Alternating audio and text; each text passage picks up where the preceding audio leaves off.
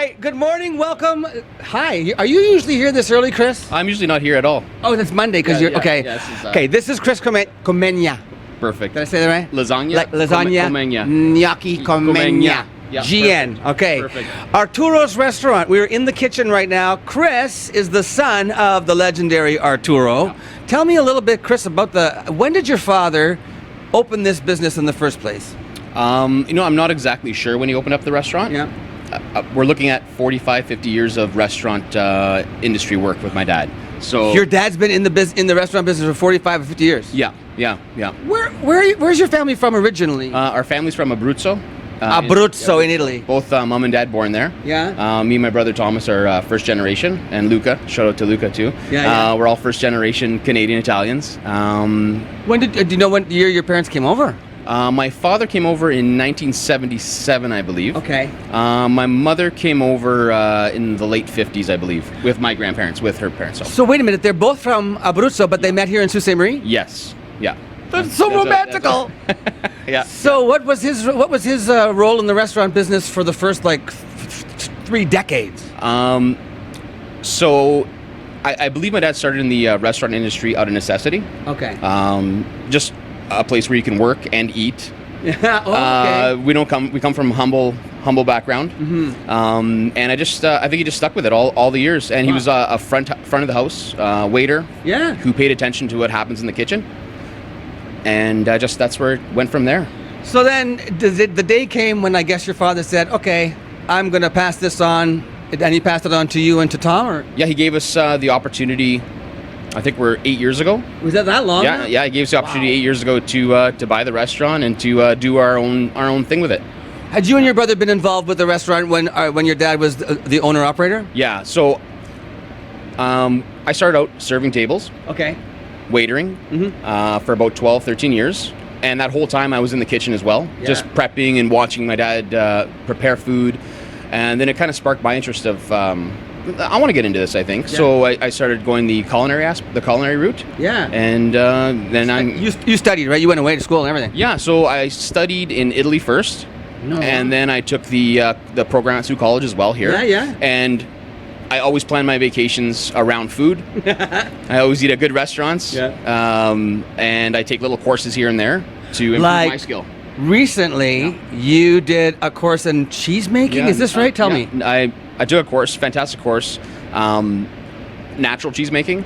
Yeah. So I stay away from all the GMO products, the chemicals, and what's GMO stand for? Like the genetically modified bacterias and all that sort of thing. I try to do a natural cheese making process. Okay. And I'm trying to give it to the customer now. So you actually have in-house cheeses, and are you actually using some of those in-house cheeses right now today? Yes, I'll be using 2 of the in-house cheeses that I have. Which 2 do you use right now? So I have fresh mozzarella. Oh. And some ricotta, slightly aged, creamy ricotta. Yeah. Okay. Yeah. Let's talk about aging. Yeah. He took me for a tour of the walk-in fridge. I am a huge meat lover. I love beef. Yeah. I love pork. I love lamb. I love veal. I love all of them. Yeah. You can't believe what's in his fridge right now. Tell the audience what you do with your beautiful AAA Canadian beef. Yeah. So I start off with like a high-grade product. Yeah. And I just age it for about 60 days. Just a slight aging to... He's got all these beautiful pieces of meat in the fridge aging 2 months. Yeah. So I have some nice ribeyes on the bone still, some strip loins, and I do my fillets as well. Just to give that extra...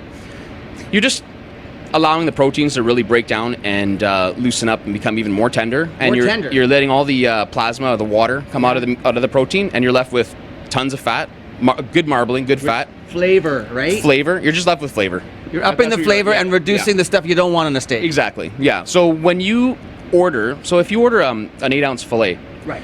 My fillets don't shrink. So when you're cooking, you know how that fillet looks a little bit smaller. That often you're right. I buy a fillet that's this big around and that thick, and when it's done, it's this and it's like this. Exactly. So you're just losing water, and you're paying for water. So here, what I'm doing is when I'm cutting a fillet or a ribeye or strip loin or whatever it is, you're getting the full portion. And you butcher it all yourself here. Clean it all myself. Yeah. Amazing. Yeah. Now, as far as the restaurant itself goes, your father retired, but then didn't. Yeah, no comment. He opened a competing business, for heaven's sakes, your father. We do our own thing here, though. You do. We're different, right? It's my kitchen. It's my spin on it. It's what I do and what I'm comfortable with doing. And he does what he does up there. Exactly. How much would you say of what you do in this kitchen is handed down to you from your father and mother? Yeah, quite a bit. Like you said, your mother does. My mom's a fantastic chef in her own right as well. She's not a chef, but Can I ask what your mother's name is? My mother's name's Anna. Hi, Anna. You did good, Anna. Love you, Mom. Yeah. No, but my dad's he's a restaurant guy. When it comes to cooking food, hot food, ordering, just preparing things, cost management. I learned those skills from him. Yes. He's a protein master, seafood, lamb, just anything on the barbecue. He's the master at it. Yeah. So I took those skills from him. My mother, my grandparents, the peasants in the family, the farmers in the family, they're all about the fresh produce and the freshness. So I got the best of both worlds. And then we're lucky we're surrounded by really, really good cooks. I've grown up with fantastic food and food that was always prepared at home. Like from the bread to the homemade pasta, just everything, the broth. You've carried that on here? I try to, yeah. So what about your suppliers? Do you try to stay as local as possible, or how does that work for you? Yeah, well, I think that's the essence of Italian food. It's not spaghetti meatballs, it's not even about the cheese. It's about getting the best quality ingredients and making something with it. That's Italian food. Yeah. So I do try to stay local. I have Finley's Fungus, who brings me beautiful oyster mushrooms. They're fantastic. They are. Like I eat probably, if he brings me 10 pounds, I eat 5 of them. Yeah. I try to get, I've used Pinokian Hill Farm beef. Yeah. Fantastic product. Yeah. Local produce from the farmers markets and as much as I can. Yeah. As much as the season allows me. And my demands for certain things are a lot higher, so I do have to go outsource, but my beef's all Canadian beef. Yeah. Like the produce is as Ontario as it can be for the season, right? So I try. Okay. Yeah. Let me ask you now about the actual establishment here. You have what do you seat out front? We seat on the main floor around 50, 55 people. We have done up to 70 if we just put people in every little nook and cranny. Now, here's what I didn't know. I did know that at one time there was an apartment upstairs. Yeah. Did your father turn that into an apartment or what? Yeah. 20 years ago now. Okay. That was his home. Yeah. However, now you've modified it into private dining areas. Yeah, it's the nicest space you can imagine up there. You said you're as busy up there as you are downstairs. It's booked constantly for like wedding showers, baby showers, private functions, business, whatever. It's booked. Just to throw a party. Yeah. We're always busy up there. I was talking to Tom. I hope I don't spill the beans. Wait, I'm going to whisper in your ear. The potential future one? Yeah, for sure. Okay, so there's a balcony upstairs looking out of the back over the river. And I was up there because we shot a film here. Yes, that's right. My roommate's an escort. Yeah. So I was out on that balcony going, this is gorgeous. Now I find out you guys have plans hoping to... Yeah, we definitely have plans to open up a nice rooftop patio. A rooftop patio? Yeah, so hopefully, fingers crossed, early next summer. Wow. We can get something happening up there, yeah. Okay, so let's get to the good stuff here. Not that talking to you isn't great, but you're going to show me a couple little things. Here we got the peaches from, Ontario peaches. Ontario peaches, but where your family came from, Abruzzo? Well, in Abruzzo we grow a lot of produce. So like peaches are a big export from Abruzzo. Yeah. I don't think of peaches as being an Italian thing. Isn't that funny? Yeah, they grow lots of them. I know. I read it. If you Google it. Did you grill those? So, nice fresh Ontario peaches, just olive oil and on the grill. Okay, what are we gonna do with them? So I'm gonna make a little antipasto. This is what we're gonna have before we eat. Yeah, this is the before the pasta. Yeah. The anti-pasta. Yeah. We're gonna make. So I have some brisaola. I never heard this word before. So brisaola is a cured beef. Okay. Is this something you do yourself? No, this is actually not something I do, but I do get this from Paisanos, and they make a really nice product, and I love it. The customers love it. So excellent. Yeah. Okay. Yeah. Local. It's just really simple. I'm just gonna assemble some of this beautiful meat around the plate. And plating is a huge part of what makes a restaurant, fine dining or a restaurant like Arturos so special, because every plate is like a piece of art, right? You want to eat with your eyes as well as your stomach and your mouth, and you just want to kind of create a nice picture, right? Nice painting. And this is really, really, really simple little dish. And the rewards are amazing because it's so What's tasty. that dark lettuce? Is like a... So I just made like a little mix, like Boston Bib and a little romaine, just a little endive, whatever I have that looks good. This is key to this dish, though. If you want to bring out the flavors of the bresaola, okay, you've got a lemon. Some lemon. It'll really pull out those flavors. And this has juniper, when you cure this, has juniper berries, garlic. The beef is it's a beef, right? Is cured. Juniper berries is what they used to make gin. 100%, yeah. So it has a little.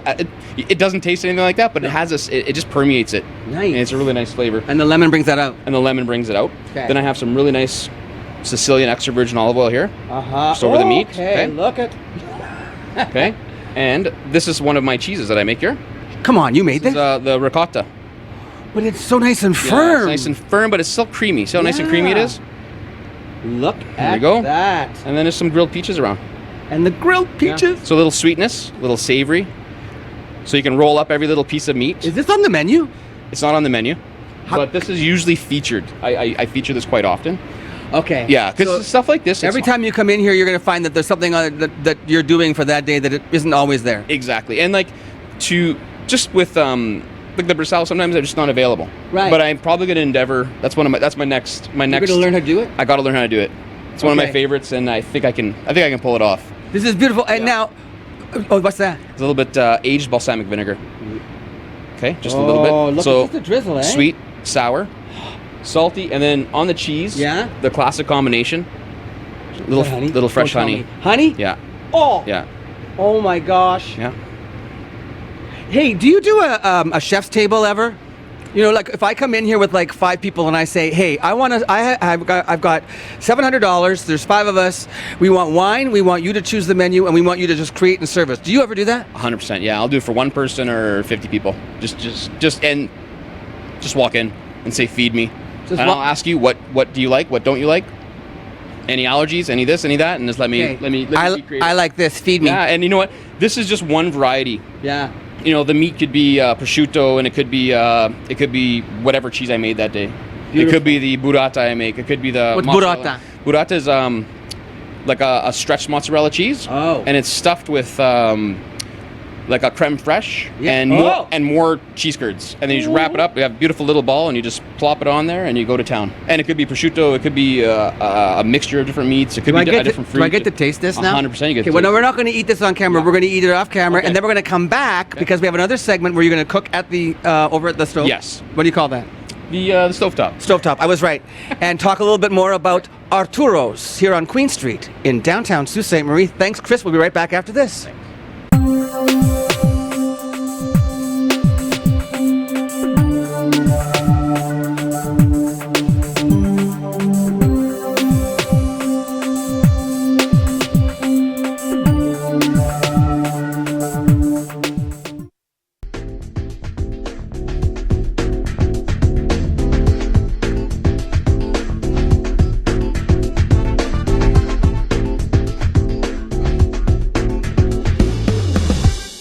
We are back with Chris in the kitchen at Arturos restaurant here in downtown Sault Ste. Marie on Queen Street. Chris, you did some prep work already. You've already grilled some shrimp. Yes. What'd you season it with? The shrimp were seasoned with a little salt, pepper, oregano, and tarragon. And then you told me that the important thing about grilling a shrimp, the flavor comes from? You get that.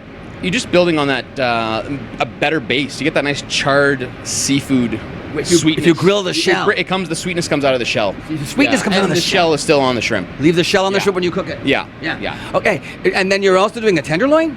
Yeah, pan-fried beef tenderloin, little butter. Tenderloin that's aged for 2 weeks in his fridge. Yeah. No, 2 months. 2 months. I forgot. Little fresh herbs, whatever you have. I use rosemary and fresh we saw that in the pan. Rosemary and oregano, a little bit of butter, and olive oil. And I use grapeseed oil when I'm doing my high heat. Grapeseed for high heat, because olive oil doesn't like high heat. And you change it into something that's just not healthy for you if you cook it at a high heat. Really? Yeah. I'm learning so much from you. And then you're serving this along with the pasta. I'm gonna do some braised beef ravioli, and I've developed like the flavors in the frying pan, butter, the beef drippings, and I'm gonna make a gorgonzola sauce and just slide some beef ravioli in there, just like beef overkill. Okay. Right? So do you want to start doing something, and I'm gonna ask you questions as you go? Yeah. So render down fillet. Yeah. Butter, herbs, a little bit of gorgonzola, more butter. This is a real simple sauce, and it's all done in the same frying pan. Yeah, which is where the flavor comes in. Which is where the flavor comes in. Oh, look. Like, look, it's already... It's already almost there. I mean, this right here would be a good blue cheese topping for a steak. Yeah. Or like asparagus or something, too. Absolutely, yeah. Mushrooms. Hey, okay, so your father, this restaurant's been here between you and your dad having this place. It's been here for a long time. What do you think it is? What's the secret to having the longevity of a restaurant in Sault Ste. Marie? Because this is a small town. People might get tired of a place, but they don't get tired of this place. No, 100%. We just got to keep things fresh. Yeah. Kind of stay with the times. You don't want to you don't want to age yourself. Mm-hmm. You want to pay attention to the trends out there. Yeah. But I think the number one key would be consistency. Yeah. How you treat people when they walk in the door. Just respect that you're going to use good ingredients. So when I tell you, hey, Tim, have the steak, it's out of this world, I'm not lying to you. I'm actually going to give you something. I'm going to deliver on something that I promised you. And it's consistency of the whole thing. I brought you news you did not know about, that you are ranked number 1 in Sault Ste. Marie out of how many restaurants, Alex, did you say? 143 restaurants. You are, 140 restaurants. Arturos is ranked number 1 on TripAdvisor. Surprise! Yeah, I know. I always I don't pay attention to those things because you focus on the work and the quality. Yeah, and I just focus on what I'm doing. I try not to care about what not care, but I just want to do what I'm doing. I don't want to think about what other people are doing. That's what they're doing. So the competition aspect of it is not what you're interested in. Not at all. I compete against myself. Lovely. Well said. Okay. Oh, look at your sauce. The sauce is ready. Yeah. And I'm just gonna. Where do you get those raviolis? We make these raviolis. You do not. Yeah. These beef raviolis. With all the trimmings, I have tons of trimmings left with my with all the beef I have. The beef that you what do you call yourself? You butcher yourself. Our bolognese is made with all the beef from my trimmings. Your bolognese sauce? The bolognese sauce is 100%. So when you're eating a bolognese sauce here, you're having actually filet mignon, strip loin, and ribeye meat, a little bit of pork, veal. So you're getting a lot of yeah. And we make our own broth. You were talking. Okay, so I saw you getting the broth out here. What are you going to use that for? This broth right over here. Do you need this? Should I bring it over here? Yeah. There's your broth. You tell me how you do your broth. That's it right there. That's your cheese and steak. You can cook a little bit longer, thicken it up. I can add some Asiago cheese, Parmesan cheese, and it's done. It's done. Yeah. What do you use the broth for? The broth. Oh, the shrimp. The shrimp dish. But I'm going to build a little bit of more flavor here. Okay. Caper berries. Some people think that capers are seafood. I was saying it's not true. Capers are the bud of a Mediterranean bush. That's it. What was that other thing? Garlic. Garlic, and so chopped garlic. And I have this. I have this stuff here at all times. But it's chopped garlic. Those are staples. Yeah, fresh green onions, scallions, and some capers. Interesting. Fresh green onions and scallions, 2 different things. And then we're just going to crank the heat up on this. Scallions have a different flavor than green onions, don't they? Yeah, they have almost like a little bit more chlorophyll. Yeah. The nice fresh chlorophyll. I made that word up, I think. But just a little more freshness, a little more aromatic to it, right? Now can you tell me the story again about your broth? Tell us how you do your broth. Big pot. So giant pot. I'm actually not sure how many liters I make. I do 12 chickens, whole chickens, and I let it go for 3 to 4 days, and it reduces by half, and you have this really rich, like the broth that I make is a sauce in itself. You could just put that over pasta or rice, and it's already good to go. No yeah, kidding. A little bit of butter, olive oil, and you're off to the races there. And this one's going to be fun because you told me we're going to do a flambé. Yeah, we're just going to make a little Pernod sauce. It's a French liqueur, anise liqueur. Anise, like a little licoricey? A little bit of licorice taste, but it smells licoricey, but once you cook off the alcohol, it's really has a nice sweetness to it. Yeah, it's a really nice sweetness to it. Okay. Do I need to stand back? Not really. I trimmed my eyebrows this morning, so... I shaved today. Did you? Yeah, okay, for this moment. Feel the heat! Yeah. So a little bit of Pernod, or a lot of it. Yeah. And then I cut it with a little bit of white wine. White wine? Yeah. These shrimp are happy. They're very happy shrimp. And then a little bit of lemon. Oh yeah, get your lemon from your staple area there. This dish doesn't taste. If you don't put lemon in it, it's not almost not edible. With the lemon, it really balances the alcohol of the Pernod. Okay. Yeah. And then we're gonna make it just a little dash of cream. Cream. Yeah. Oh my gosh. And a little bit of my broth. Now you could make this a lot heavier with the cream and then place it over some noodles. We do a more creamy Pernod sauce. Right. And we'll add some butternut squash ravioli to it, or we'll add pappardelle pasta, whatever you want. Would you say there's a signature dish at Arturos that people go, oh, this is it? Like this is the signature dish would be our scallops and spinach. Yeah. The pan-seared scallops, pan-fried spinach. I'm drooling right now. Parmesan cheese. Yeah. Geez, you know what? There's so many. I sell more of the things I don't have on the menu. My features are the things I have no meat on my menu. My menu has a fillet on it, but we sell tons of steaks here.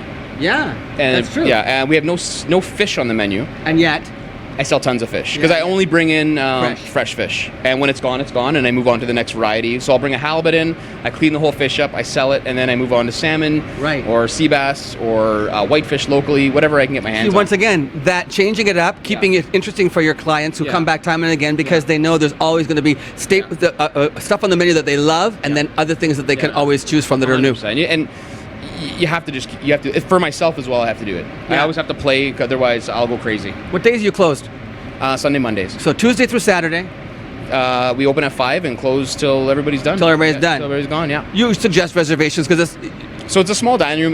When it fills up out of nowhere. Right. So I always suggest calling for reservation. That's always a good idea. Yeah. So you won't be disappointed. Yeah. Now I'm going to let you plate this stuff, and we'll go in the dining room to say goodbye. Okay. Perfect. Okay. Thank you. We'll be right back in the dining room. Chris, we're actually in the dining room now. This beautiful view out here, nice big window. And also, I love all the pictures in the lobby. Is that family? It's all family, yeah. Beautiful. I harass my family members for old black and whites. So I see, are there some new ones here? Whose kids are these behind you? These are just a couple of my children. These are my 2 middle daughters. I have 4 children, so I just have to make some more space. I need a bigger wall. How about here's to family and tradition. Chin Chin. Buon appetito. We're signing off from Arturos on Queen Street. I want to thank you so much for coming in on your day off and preparing this beautiful feast that I cannot stay to eat. I'm going to sample some, but we could feed 6 people with this, mister. Yeah. All right. Thanks again. Thank you. It's Chris Comenia. Who cares what his last name is? Just Arturos is all you need to know, folks. Here we go. Limoncello. Good, eh? Yeah. Buon appetito.